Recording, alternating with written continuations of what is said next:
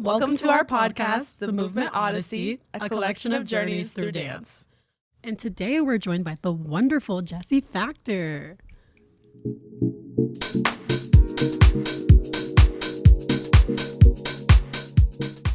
We're back for podcast number 2 with Jessie Factor. Ooh, nice singing. I like that. Thank you. Just to start us off, do you want to give us like a quick bio, just like, Even a fun fact or two, whatever you feel like sharing. Sure, yeah. So my name's Jessie Factor, and I'm an assistant professor at Point Park University.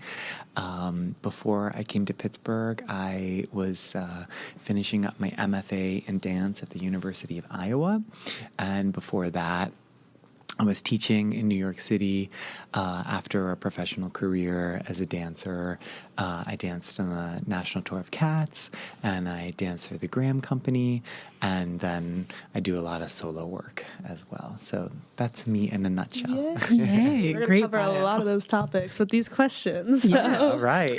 So I, skimmed your website, I looked at your biography. It was awesome. I By the way, I apologize loved in it. advance. No, I love your website. It is beautiful. But just like some background on you, are there any specific moments or people in your like adolescent upbringing or career path that you accredit to encouraging your freedom of queer expression and imagination in your artistic work? Yeah, there's a couple. I think I had a drama teacher in high school, and her name was Mrs. Kuroon. And I'll never forget going into her room. This was in the 90s, and she had this oil from the body shop, dewberry oil. It was like a diffuser kind of thing, but like I can't remember how it worked, but I just remember it smelled so great in this space. And I guess I'm bringing this up because I remember the scent of that place, and that brings me back to, she had a picture on the wall that said, "There are no strangers here, only friends you haven't met." And that was a place where I felt safe to take risks and to be brave. And, it was acting and drama and creative sort of endeavors. And I felt like she made a huge impact on building community with young people, and sort of we did plays, but also sort of giving us space to make work about things that matter to us. So I felt like that was a great entryway. And then later on, in terms of like queer artists, I think like seeing dance artists and performance artists like Taylor Mack and Joey Arias and a few others, Trajal Harrell and other dance artists sort of got me thinking about like aesthetics and the way I experience the world might affect the way I make work and the different sort of ways in that I approach making work. Yeah. Oh, that's beautiful. Awesome. Especially for like a high school drama class. I feel like it's usually so like curriculum based. Like I did drama. I was a drama kid. I was And, like this idea of just like having that freedom. And were you exposed to like many of those artists very young? Like those? Not really. I feel like at that time,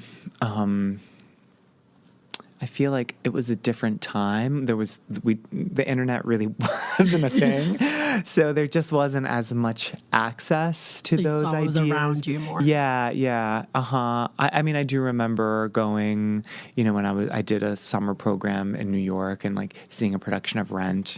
What was actually very exciting. It was the original Broadway cast. It was just opening. Oh my God. Yeah, and we got to go as part of this high school program, and just seeing all of the different people represented on stage. I think that was to see that was exciting. Yeah. No, I felt the similar way when Dallas Black Dance Theater came. Like it kind of just showed you like the potential of just like what you can do. And it was just, I always love work like that kind of inspires you and kind of shows you how to push the boundaries. Yeah. Yeah. I mean, it's frequent. Like sometimes I think about this, about like the difference between entertainment and art, but like maybe entertainment, so it sort of reinforces what we understand about the world, or like sort of plays into like the dominant discourse or ideas that are already in existence.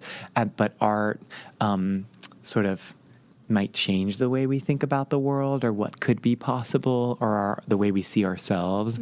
And so, I mean, that's a blanket sort of way to differentiate the two, but I'm interested in that. That's amazing.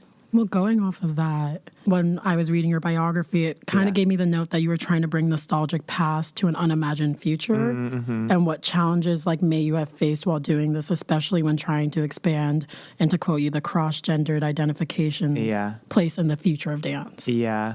A lot of ideas there. Yeah. Well, I guess like with the idea like nostalgia, I became very interested in sort of like these.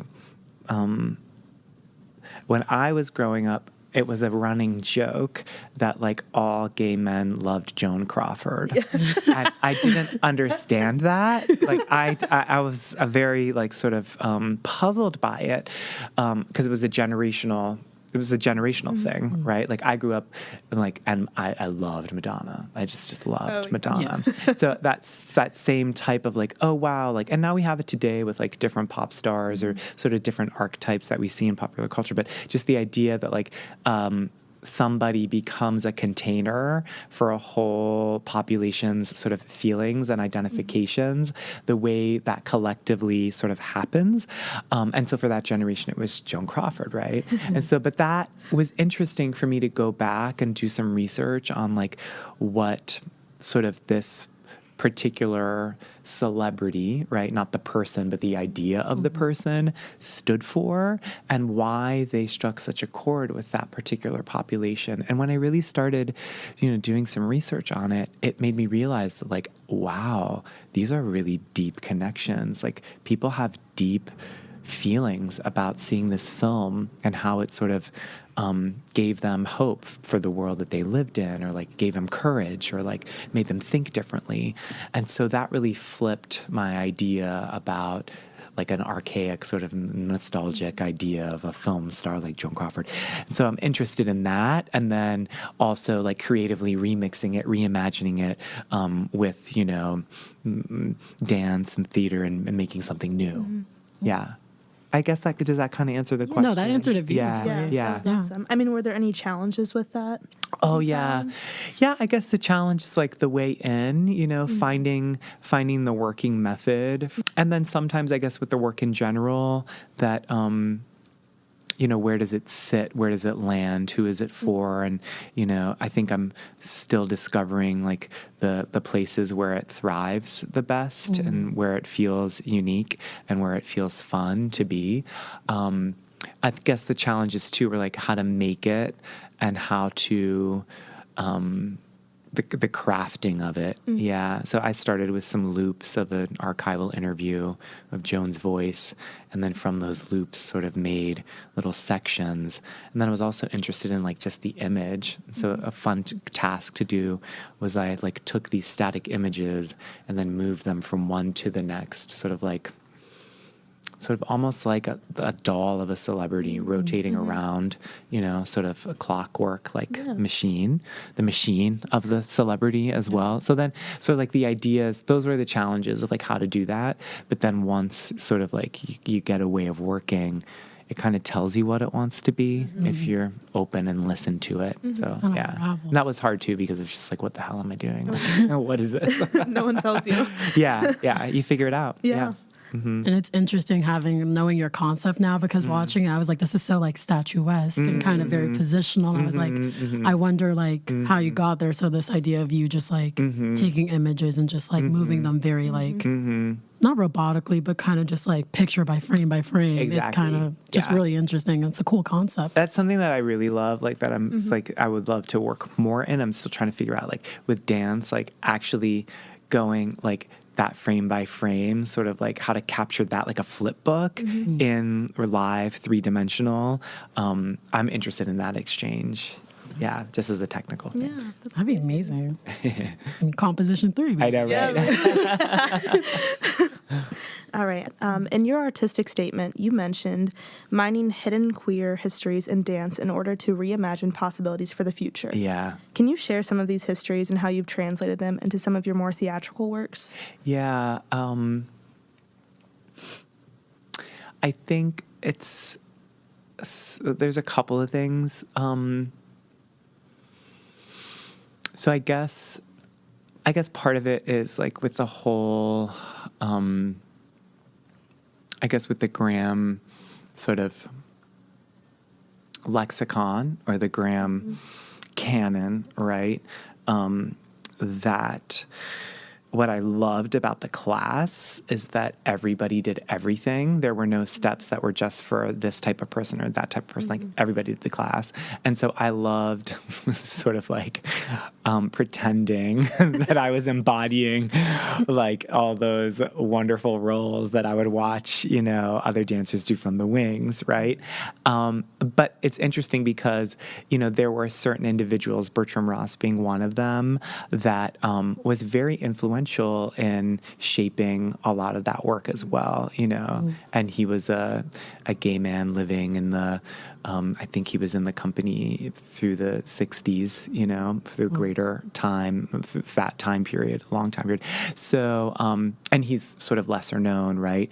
And so that sort of sense that like this theater, this way of performing this huge modern dance canon wasn't just one person, although that person is so incredible and amazing, and I have such respect for Graham, but that there were also others that fed into the exactly legacy of Graham. that were instrumental in the legacy, and so part of that is just sort of like, like giving myself permission to dig into that and feeling maybe a little audacious, maybe a little irreverent.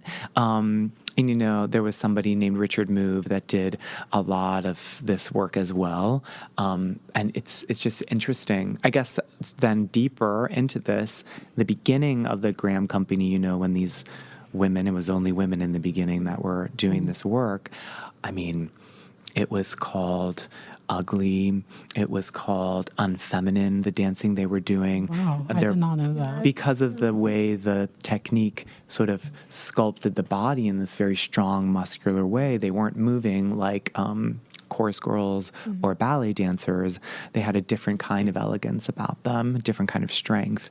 And so I was curious about that too, that there was sort of like this different energy in the body, sort of like masculine and feminine, whatever that means, polarities at the time that people were reacting to. And so there's part of that, like this body that's almost androgynous in a way, making that very visible in the work. So some things are hyperbolically very feminine while other things are very masculine. I'm interested in sort of playing with the two through the work. And so that's challenging too, of like, where does it sit? Who is it for?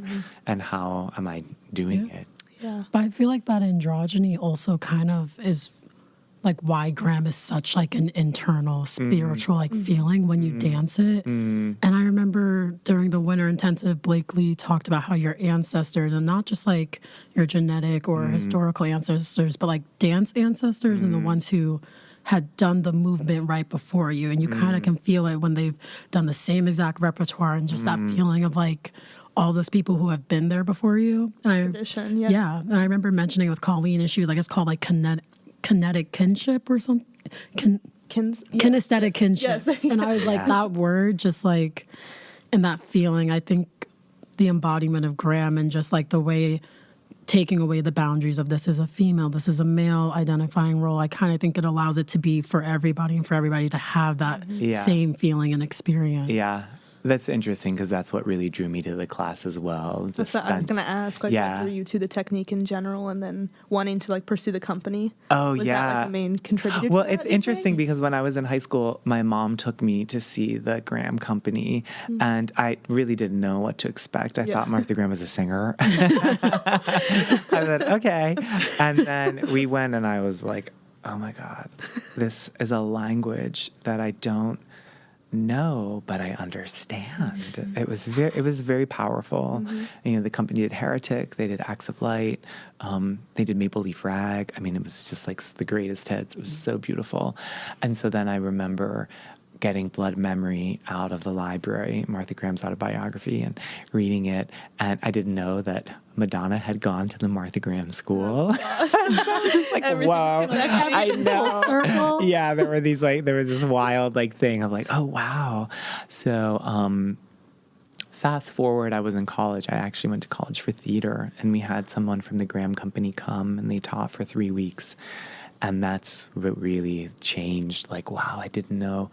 It almost felt like there were new rules. And it was about discovering possibility in the body. Because for so long in other styles and techniques, it had felt like, oh, this is the way to do it. It has to be this way. It has to be this way. And then this person comes in who's like this magical creature walking in. I mean, like, just this woman's body was so strong, and the things that she did, I was like, how did she do that? And giving us permission to move in this way, opening up things that were like, oh yeah, we do that as humans, like things that we naturally do, and then it's theatricalized, it's amplified. That I really connected to, the theater of it, and the class of it was so fulfilling and exciting. The theater of Graham, I think it just, like, it allows you to get lost in it, because like there's no way to do the work without like fully committing to like the role or the story you're telling. Yeah. And I think you can see that when you see people dancing it. Like, it's almost like watching people breathe. Like, it's just so natural and innate when Graham is just beautiful. I can't. It really is. I'm a newbie with Graham. This is my first semester. Oh, but I really am yay. falling in love with it, which shocked me. Yeah. I think the structure of it scared me in a way, but it's not. Yeah. It doesn't really have that. It's so odd. It's just like bizarre such experience. It's just not what I expected at all. Oh yeah, tell me more. I'm curious about what your maybe your preconceptions were, and then now what you feel you're embodying, or the things that are exciting you. I think just in general, any codified technique is terrifying to me. I don't know if you relate, Jasmine. No, I get it. It's scary because it just does seem like a set of rules, and it's made for one body. But I think with Graham, like as I'm dancing it out and learning all these exercises, the application to my body feels very natural, which I did not expect. So I think that's been just an insightful journey, and like refreshing to not feel so discouraged with movement. I think that's where I'm at with it now, at least. I love that. Yeah. It's like, no, I feel the exact same way. It's like a fine line of like, because when I watch people do Graham, I'm like, they have such a freedom with it. And it's also because like being a jazz con, I don't get to take like Graham that much ever since like my freshman semester. And it's just like, I want to know more about the technique so then I can have that freedom. But then it's also like, even when you get comfortable with the technique, it's like becomes clear that it's not about the technique. It's like this game where it's like, once you have the steps, it's like a whole new challenge of like, all right, so then find the limitations of your body, like push it as far as you can. And it's just like, Graham's indescribable to me. Like it's I cannot. I really related to that too. I loved the idea that like the form was like a vehicle for the content, for the expressive content. And I think like coming from theater at the time, it felt very like, oh, this is the script, but now I get to say the lines when I'm doing the material. It felt very much like that. And yeah, it never gets easier, but it gets possible. A bit more capable. Yeah. okay. So now knowing that you went to NYU for theater. I did, yeah. Okay. I assumed you went for dance. No, I went for theater. So that kind of explains how you kind of got into Cats, because that was our next experience. Yeah, we were like, how'd you get to Cats? Yes. And well, once you got to Cats, how did that impact your perspective of success and versatility as a dancer? Well, Cats for me was so exciting because I remember going to see it as a child and thinking as well, that's a similar experience of like, wow, like people can do this. It's such a beautiful show. I'm for obsessed. a job. Yeah. And I reacted very strongly to like these beautiful creatures that seemed like they could do anything. I mean, I just remember sitting there and there's a little white kitten, Victoria. She does a développé Alsagon and then slides down into a split. And I just remember thinking like, whoa. It was unlike anything I had ever seen before. I'd never seen that athleticism, that virtuosity, and that sense of litheness in the body. It was so exciting. So anyway, I saw the show, and then that was something that while I was in New York, I thought, oh my gosh, like, wow, Cats on Broadway. Cats was on Broadway. And then when I was in New York, Cats closed on Broadway. I was like, what am I going to do? That's what I want to do. So luckily there was a tour, and yeah, I auditioned for the tour. Cats you have to be very versatile to do a show like Cats because the dance styles range. You know, it's sort of a modern jazzy ballet. You know, Gillian Lynn, the original choreographer, was in the Royal Ballet. And, you know, that generation, I think one of her best friends was Moira Shearer, if you've ever seen The Red Shoes, that film. Yeah. So that's the generation that Gillian was coming from. But then working with like different jazz styles and modern styles, and just feeling like, okay, and then like having to throw a double tour in there into fifth position. There were a lot of dance challenges in there. So I think that's where, like, you know, like having some theater and then having the dance training and having all of that come together. It was just such joy to do that work. It's a very challenging show. I mean, really, really hard. It's beautiful though. I mean, it looks effortless. It is. It's a gorgeous show. The way that's so physical, athletic, and when it's done right, you know, you really feel like this group of creatures are dangerous. That's exciting. Yeah, that it's a little less like it's like less dainty, like that. Yeah, there's a sense of a little risk there. Yeah, that's fun.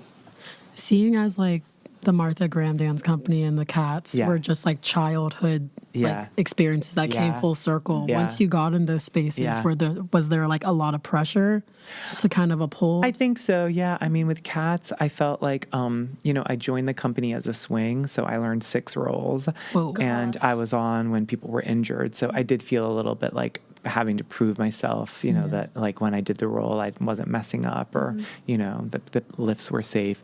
And then I did do the role of Skimbleshanks for about 6 months, and I really enjoyed that. Yeah, that felt like, okay, I could relax into it. It was a little stressful because when you're a swing, like one night you're on for Plato McCavity, and then the next night you're on from Mungo Jerry, and you're just and everyone's watching you. Yeah, the names. Yeah, exactly. Yeah, so you feel a little like, oh, and then, you know, people in the company are like, oh, well, you went through the wrong spot, or that person usually does it this way, and, you know, it's tricky. There's 20 people on stage, and there's a lot of traffic, so that was a little nerve-wracking in the beginning. I felt like I wanted to live up to everybody's expectations. And then I think similarly with Graham too, you know, I had worked for a while in the second company and felt very comfortable there, but then moving into the company, there's the same sort of pressure of like wanting to, you know, demonstrate your willingness and your artistry, and that you can do it. And so it's a little scary in the beginning, but everybody was kind and helpful, and, you know, you make your way. Yeah.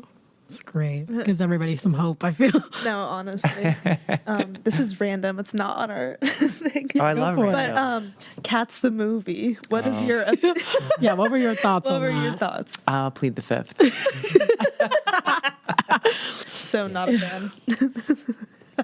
I'm a fan of Gillian Lynn's work, which is the live show. Yeah. I really admire what Gillian did. Mm-hmm. Yeah.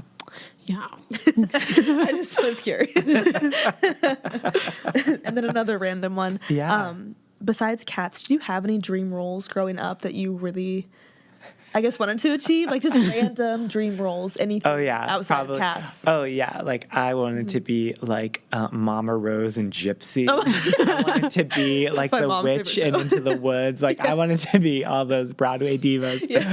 That is probably, that's where I was living. The list was long. Yeah, the list was very long. Good, like anything Bernadette Peters did, I was like, oh my gosh, lip syncing for my life in my bedroom. Yeah. All right, back on schedule. I was just sad. No, I love that. But I think now that's like the work that I do now is a way to sort of reconcile the things that I was never able to do. It was like going back and being like, well, why was that attractive to me? And then how can I find a piece of that in the work now? So that's a little bit of going back, you know, that nostalgia thing, that part of the work is like going back to those things that feel like they're from the past, that have sentiment to them, and sort of going back into the river, fishing them out, you know, draining them, drying them off, and seeing what's there, bringing that into the present. That's a great way, I think, just to think about choreographic processes, because I feel like a lot of us a lot of artists struggle to think about what their next idea is going to be, but instead maybe just look back and think about the greats, and like instead of trying to imitate, think about what made them great to you, and then like make it your own. Yeah. Finding the thing that interests you, that excites you, and sticking with that. I think it can yield some really interesting results. For sure. Okay, here we go. Oh, okay. So would you say your BFA at Tisch, now that I know it's in acting, it may be a little different, but would you say that it necessarily guided you or helped you on your path to these jobs? Like, oh, yeah. Yeah, the degree was so useful. Just all of the different skills, all of the different styles of movement that I learned. And then also I was lucky to, get singing lessons and learning about, the business is a little bit different now, but at the time, just how auditions work and where to go and things that nobody would tell you that, those are the things you learn in school, where there's time and space to ask questions from highly trained professionals, skilled people that had done it. I mean, that's the other thing that I loved about that program and that BFA. And it's a lot like here that, my teachers did the thing. And like I had this wonderful ballet teacher who was in the original company of West Side Story on Broadway with Jerome Robbins. Yeah, her name is Marilyn Denau, and she's wonderful. And then all the teachers were like that. They'd walk into the room and I'd be like, oh my gosh.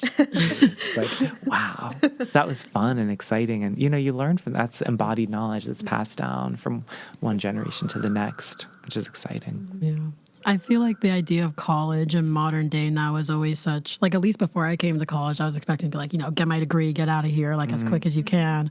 But I think once you study something that is actually interesting to you, like, school becomes so much more fun. Like, I've realized that. Oh, yeah. I wasn't even considering dance for school until my senior year. Really? It wasn't ever encouraged. I grew up with, like, competition environment. I didn't go to performing arts high school. So I think just the idea of pursuing something that I loved that much through an academic lens was not at all attainable. Now that we're here, it's just so different because I can't imagine going to school for anything else besides dance, just because I've become so accustomed to the schedule first off, and I think just the rigor of it. Yeah. But it's like such good rigor, because I was the same exact way where I was like, I was about to hit up a UGA, maybe do a little bio. I was about to, because I think in those like comp, because I grew up in comp and then I went to a ballet studio, but it's just very much an idea of like, you hit senior year, it's your big goodbye, and that's it. And so coming here and then like, I don't know, the schedule, like you were saying, and the rigor of learning how to study something that you love is just like so different than any of the schooling I got before. Like it is such a different, like, I don't know, interest and feeling and like, what is the word I'm looking for? Drive to actually like work for myself, like instead of being forced to do the work. Yeah. It's beautiful. All right, we're going to jump to your current work, own Desi Factor brand. Okay. We were just wondering if you could describe the meaning of Martha Desi and your series. Well, that's the Martha Odyssey. Oh, Martha Odyssey. Okay, no, I was reading as Martha Desi too. My bad. I'm so sorry. I was thinking about an Odyssey, the Odyssey of amazing. Graham. Yeah, so for me, it's fun. It's just a little irreverent of taking some of these archival movements and then recombining them with pop music.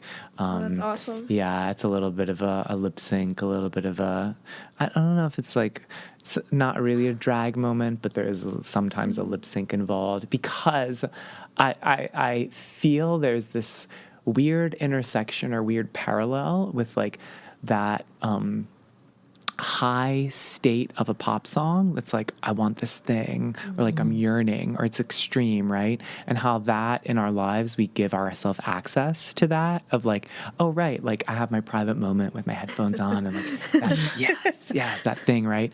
And then I feel like there's a kinship with some of these huge grand moments that feel so epic, and then like putting them together, and these two things that should never be together that somehow make sense together has been really fun. So it's just an ongoing project that I have fun with. And usually it'll be like at a small venue, or sometimes it'll be like a dance sort of festival, and that's always fun because I like to do it where it starts and you sort of think that it's going to be like this homage, and then guess what? Surprise, surprise. Yeah, and then people are like, so for me, I like that it's fun, but then also the fun thing is it's a little bit like Trocadero, right? Because Trocadero, they're funny, but then they actually do the thing. Yeah. And so I like that too, that then it'll be like this funny thing of like, oh, and then like, oh, actually like, oh, that's a pitch turn. Oh, actually that's like, oh, that's a gram. That's like that doing the thing. And so for me, that's fun. Yeah. Was it Marthogeny I'm thinking of? Yeah. Was the purple? Because I watched it. And that's part of the Martha Odyssey series. Yeah. I loved it. There was a moment where I was like, I'm waiting for a split fall. And then you did it. And I was like, yes. I was like, it there was so that well. slow motion split fall. No, I was like, it's coming. It's coming. And then like, you were so right where like those two things that people would honestly put on different spectrums, like they mesh it's so like the opposite well. sides, but on the other end of it, they're like so closely related. I just think people forget that side of it. Yeah, and for me that's interesting too, because there seems to be like the split of like sort of things that are like popular culture and then like art, modern art, and then also like pressing those things together and seeing what comes out, like these impossible conversations. That's where a lot of the ideas started coming from the beginning with Martha Odyssey and like Marthogony and like the different sort of iterations that have happened, is that like, oh, like this is the wildest, most weirdest combination ever, but somehow there's something that sparks, each one sort of sparks up the other, and something new happens. And so that's been really fun. Yeah. That's amazing. I feel like a lot of people fear that to put their art with pop art or popular culture a lot of times, because I think there's not a lack of seriousness, but more people need to venture in that. I think that I take pop culture very seriously. I think like there's a reason why things become popular, right? There's something there. So, but then again, you're right. It's that then how are you engaging with that, and what's your point of view? That are you sort of showing us a different side of it, or, the choices that you're making. But yeah, I would agree with you on that. Last one. Oh, because I know, especially last year when I was dealing with my hip issues, we've had conversations about like how you've had your own in your past. And I was just wondering how dealing with that injury, along with the physical and emotional demands of a dance career, like a professional dance career, like how was that through your perspective, and what was that toll like on you? It's hard. It's very hard because, as we know, right? We've talked about this before, like that becomes your identity. Like, oh, this is what I do. This is who I am. And then like realizing like, oh, well, when you can't do what you normally do, who are you? And then you feel sad. There's lots of sadness, lots of grief, and it was sad. But, I was really fortunate because when I was in New York, there's a group called the Dancers Resource, and it was part of this. It's now called, I think, the Entertainment Community Group or something, but it used to be called the Actors Fund. And they had a support group for injured dancers. And wow, that really helped shift my perspective, hearing from other people that were dealing with workers' compensation, that were dealing with, physical therapy, we were at all different stages of our injuries. But I felt like that collective group, going there once a week and just like listening to other people's experiences, sharing my own, helped give me perspective, as well as see that like, oh, there's light at the end of this tunnel. This person is ahead of where I am in terms of their recovery. And then this person just got here and they're still trying to find a surgeon. So it was really interesting, like the perspective. Yeah, I think it gave a lot of perspective. It did then help me to find the other parts of myself, the things about me that weren't just dance. I'm grateful for that. Yeah. And then what I really liked the most about it was that like going back into moving again is that like I felt like I got to retrain from the beginning, from the ground up, but I was wiser, and I knew, like, I had a different perspective. So I loved that part of it. No, I can relate to that because going back to like ballet class, I was like, all right, well, if I'm gonna have to take it slow, Yeah. at least like I know how things are supposed to be now. So I could kind of like nick Yeah. out all that bad muscle memory I Yeah. had and be like, all right, Yeah. like, let's fine repatterning. tune. Yeah. Repatterning, redoing. Yeah. And just to wrap us up, do you have any like works that you're currently like working on? I do. Projects? Yeah, I do. I do have one. It's actually called Show Queen, and it's about. It's the sort of same. I'm looking at sort of archival Broadway.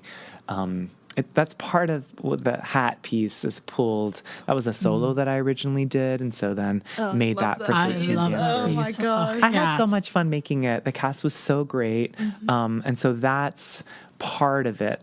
That's one solo. There's going to be 2 other solos. It's intertwined. This piece called Show Queen, and it's basically the same thing, going back and pulling like these weird things from listening to Broadway shows as a kid that I was like, oh my gosh, I love that. Does anyone have to wear a hat? I'm gonna make a whole piece about it. So I have 2 others. Yeah, so it's called Show Queen, and I'm actually going to do it, I think, in Pittsburgh at Attack Theater in September. So I hope that to on the see you calendar. there. I'll be in town. Everybody write it down. Yeah, so I'm gonna figure it out this summer. Working on that, figuring out, how it all fits together, and I've got my work cut out for me. That's Yeah. amazing. That's Oh my amazing. gosh. Yeah. Thank you so much for joining us today, Jessie. We appreciate hearing from you. And our final question is, can you create a little jingle for us on the spot for this podcast? A jingle. Yeah. Just something short. Oh my A little gosh. sing-song. Whatever you're Yes. feeling. Yeah. Lydia, Jasmine, Hey. Honors Class Podcast. Hey! I want to make like a remix of all of them at the end. Yeah. Oh, Oh, that was awesome. Thank that you, was so Jessie. fun. Thank you. Thank you.